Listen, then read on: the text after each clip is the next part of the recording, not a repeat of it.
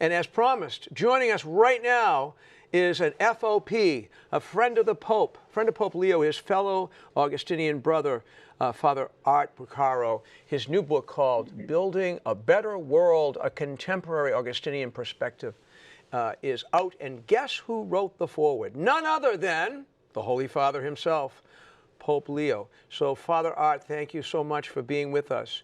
And you're known as Pope Leo's longtime friend, and we understand that you were with him shortly before 2025, the Conclave, when it began, and you celebrated your 50th anniversary of ordination. At that point, could you ever have imagined that Cardinal Prévost would become the next successor of Peter just weeks later? Hard to say, never imagine. It's not something that I would think that about as I'm ruminating or praying, but he certainly has all the qualities. He's a wonderful, deeply religious person. Faith is the norm of his life and what gives him life. So yeah, I'm very pleased, surprised in that how it happened and happened when it did happen, but very pleased that we have that good of person who is able to be the minister for the Universal Church right now. I think we all are. Yeah, I agree. Well, Father, we're so glad you're with us. And even though Villanova has broken my heart a couple of times in basketball a few years back, but that's okay. That's okay. In your foreword for your book, Pope Leo talks about Laudato Si, the encyclical written by Pope Francis in 2015. How would you explain its central message to Catholics who've never read it? I would hope that we encourage anybody and everybody to read it, encourage all of us who have the ability to teach or to preach to utilize it to help people understand. Bottom line, God gifted all that we have and are to all of us. Mm-hmm. So that's a basic belief that we have, but it's central to that document, central to our faith. It is all gift. Many times we can fool ourselves, allow ourselves to be tricked to think that we deserve it, we earn it, that it's us doing this, we earn God's love, we earn God's, it's a gift. Everything is a gift that has been given, and it's a gift to be shared. By the way, Art, I have a connection, too, with your Augustinian brother. So when he was an auxiliary bishop, his see was Sufar, an ancient see in northern Africa. And I'm now the bishop of Sufar. So I'm, in a sense, Leo's successor. But not really. Well, look, it could happen, Bishop. It could happen. Oh, no. Were you able to visit? No, but someday I will. I don't think there's much there but like rattlesnakes, so... Anyway, but something else that Pope Leo wrote in the foreword was this idea of seeking to follow the gospel in the spirit, of St. Augustine. What does that mean for you?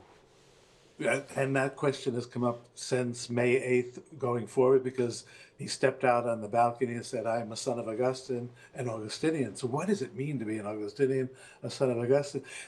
Basically, Augustine's change of life, when he became enamored deeply of Christ, who he knew from birth on, from St. Monica, his mother.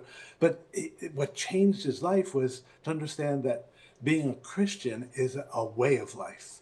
It's not me and God and me alone. It's us. We are the people of God in the world for a better world, hence the title of the book. But the idea of Augustine to build up a life in which all that we have and are is shared. Material goods, spiritual goods. Acts of the Apostles, chapter 2, Acts of the Apostles, chapter 4. That's what he was enamored of. Formed Christian community from the moment of his conversion on, and the rest of his life, almost 40 years, building community, not just the people he lived with, but Christian community, community among the faithful, community in the world for a better world. So first of all, congratulations on 51 years now of priesthood. When you were considering the vocation, what attracted you to this order? A very good question, Jay. And unfortunately, I have a terrible memory. No, at 51 years, that's when I was ordained. But from a child, I was brought up in an Augustinian parish. St. Nicholas of Tolentine in the Bronx, Fordham Road, University Avenue. The Augustinians were responsible for the parish. Dominican sisters helped run the school. My sister, my older sister, is a Dominican nun, and I, at grammar school, altar boy, wanted to become a priest. I didn't know the difference between a diocesan, Franciscan, Augustinian, but the Augustinians were the one. So I joined the Augustinians in the minor seminary. And when I was there as a high school student, well, that's when I learned what it meant to be a follower of Christ in the Augustinian fashion, what the rule of Augustine is. And the book that you mentioned follows the 8 chapters of the Rule of Augustine and applies them to integral ecology, applies them to the interconnectedness of our call to love God and love our planet, love the people on the planet, love the poor of the planet. So that, or who knows in the mind and heart of God what inspired me to become an Augustinian, but I certainly am grateful to the Augustinians for raising me and allowing me to serve in that faith. Well, we're grateful, too, for giving us a good pope. Now, I got to ask you, what did your time in Peru, how did that shape the way you see the world, especially as you return to, a westernized country like the United States or Italy? And as in any experience, an international experience, I imagine it's going to help shape the person. I went to Peru when I was 21. The idea was I had volunteered to go to work there, and I thought, might as well go and learn the language. And once I stepped off the plane and got into the atmosphere where I was, we're talking about subsistence level. I'm from the Bronx, which is not exactly exquisite living, at least when I was a child, but and to all of a sudden realize how the people of the northern part of Peru are as privileged to work in the desert and then in the Andes, how much they need one another. So from day one, I was impressed by the solidarity. There's no need for orphanage or old age home. If somebody was in need, they would be taken in by the next door neighbor. The physical atmosphere, all of the farms were created each year. If there was somebody who was widowed, they were taken into account in the reorganization of the land. So shared goods, spiritual as well as material. I think it's a way of living the gospel. Certainly they, as well as ourselves here in the United States, grow in our faith. But I had been raised, and I see it as I come back after 40 years in the missions, how individualistic we are, and how even the idea of earning our salvation as though it were able to be earned when it's a gift. So those things I was very much impressed by, and I think have been formed by.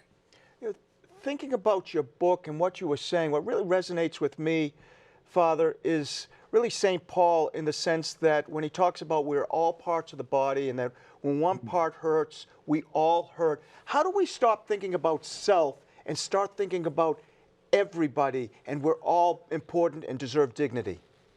That's a great question, Jen, because anybody would probably say, I love humanity. It's this human being who I can't stand. So here we have Pope Leo challenging, inviting us to be peaceful, creatively peaceful people, disarmed, unarmed, be unarmed. So when we go into relationships among ourselves, we're not talking about changing the world. It's changing the people we live and relate to. Do I treat everybody with dignity, with respect? And so it starts right here, starts right at home, and every culture, everywhere, to be a people who long to create with God a peaceful world in which everybody has enough. So, Father Art, where can people get the book? And we want to create a better world. The Better World, you don't need the book, but if you'd like to have a little bit of orientation, thanks very much. New City Press are the publishers, and they were very wonderful. It's available on Amazon, so wherever you can get it. And if you do get it, please don't read it alone. Share it with somebody. Share the fruit. Share your questions with your family, with your neighbors. And is that Augustine and Monica on the cover? That is. I drew that picture. That's the original picture from Ostia. Can I say quickly? Please. The publisher wanted to change that cover. I offered that as a possibility, illustrated the chapters inside. He thought something with the Pope's foreword might need something a little bit more traditional. And so I sent both their copy and my copy to the Pope. He immediately responded, "It's a contemporary perspective, Art. Tell him to go with the young-looking one." You can't argue with He the said, Pope. no, and he said it's not one of those decisions which is undeniably true, but the publisher went with it. That's great. Well, Father, this has been a pleasure. I'm just surprised that you don't have a Bronx accent. That's kind of thrown me off a little bit. But Sorry. we appreciate your time today. Have a wonderful day, and thanks for writing this important book and for all you're doing. Thank you so much. It's a pleasure to be with you, and congratulations on this wonderful work you're doing. Thank you. Thank you.